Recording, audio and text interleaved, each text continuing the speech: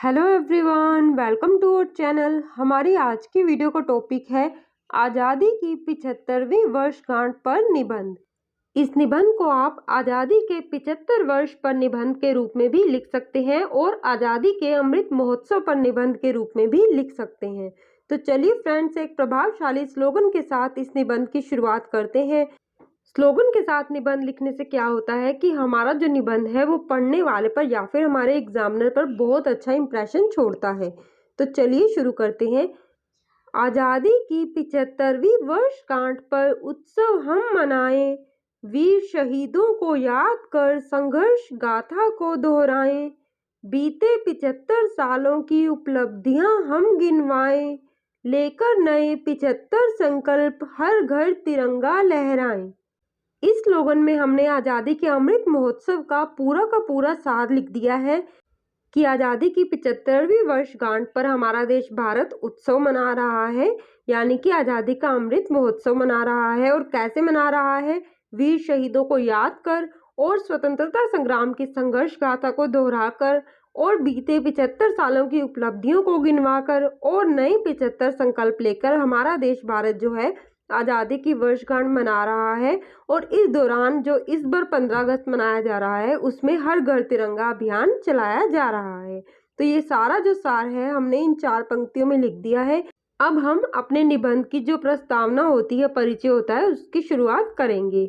इस वर्ष 15 अगस्त को हम अपने देश भारत की आज़ादी की 75वीं वर्षगांठ को एक महोत्सव के रूप में मना रहे हैं, जिसका नाम है आज़ादी का अमृत महोत्सव।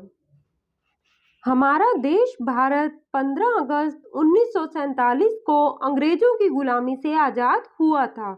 आज़ादी के 75 सालों का जश्न 12 मार्च 2021 को शुरू हुआ और अगले वर्ष 15 अगस्त 2023 तक मनाया जाएगा।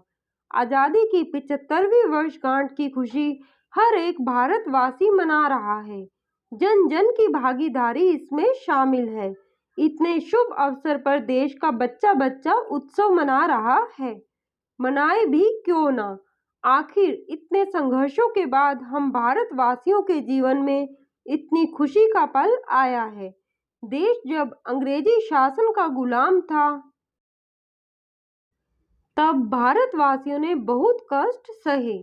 हमारे स्वतंत्रता सेनानियों ने बहुत संघर्ष किया और जीवन का बलिदान दिया, तब जाकर कहीं अंग्रेज देश छोड़ने पर मजबूर हुए। 15 अगस्त 1947 के दिन हमें आज़ादी विभाजन के रूप में मिली। तो इस तरीके से लिखने के बाद हम आगे लिखेंगे कि आज़ादी के बाद जब भारत की क्या हालत थी और भारत ने कैसे फिर से अपने आप को संभाला। अंग्रेज भारत से चले गए और पीछे छोड़ गए एक बदहाल अर्थव्यवस्था वाला देश भारत। अंग्रेजों ने हमारे देश को पूरी तरह से लूट लिया था। भारत जैसे बड़े देश को ऐसी स्थिति में संभालना और फिर से उसे एक मजबूत राष्ट्र बनाना आसान ना था। आखिर इतनी आसानी से हम भारतीय कहाँ हार मानने वाले थे। हमने कोशिश की। देश का एकीकरण करने के बाद देश में लोकतंत्र की स्थापना हुई और देशवासी लग गए फिर से राष्ट्र निर्माण में। इस तरह से लिखने के बाद हम आगे लिखेंगे कि भारत ने इन बीते 75 सालों में कौन कौन सी उपलब्धियां हासिल की हैं। इन 75 वर्षों में भारत ने बहुत सी उपलब्धियां हासिल की हैं। बहुत से कीर्तिमान देश ने स्थापित किए हैं। लगभग हर एक क्षेत्र में भारत ने तरक्की की है। उपलब्धियों के साथ भारत ने बहुत से उतार चढ़ाव भी देखे हैं, लेकिन भारत अपने लक्ष्य पर अडिग रहा। आज का भारत पूरी दुनिया के सामने एक मजबूत राष्ट्र के रूप में अपनी एकता और अखंडता की गवाही देता है। परमाणु शक्ति बनने से लेकर चांद और मंगल तक पहुंचना, उत्पादन का क्षेत्र हो चाहे सूचना प्रौद्योगिकी का, हर एक क्षेत्र में भारत बेहतरीन प्रदर्शन कर रहा है।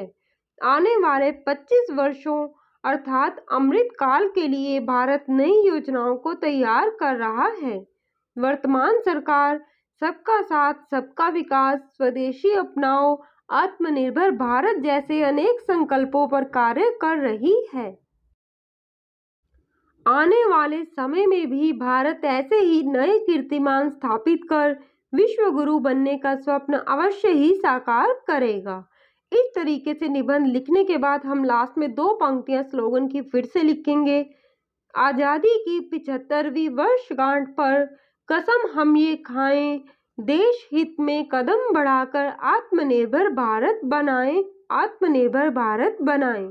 तो फ्रेंड्स, इस तरीके से आप आजादी की 75वीं वर्षगांठ पर एक प्रभावशाली निबंध लिख सकते हैं। और अगर आप चाहें तो हमारी वेबसाइट पर जाकर भी आप इस निबंध को पढ़ सकते हैं और आपको वहां पर इस निबंध का PDF भी प्रोवाइड करा दिया जाएगा। आई होप यह वीडियो आपके लिए हेल्पफुल होगी। वीडियो हेल्पफुल हो तो वीडियो को लाइक करें, शेयर करें, हमें कॉमेंट करके जरूर बताएं और हमारे चैनल को सब्सक्राइब करें। धन्यवाद।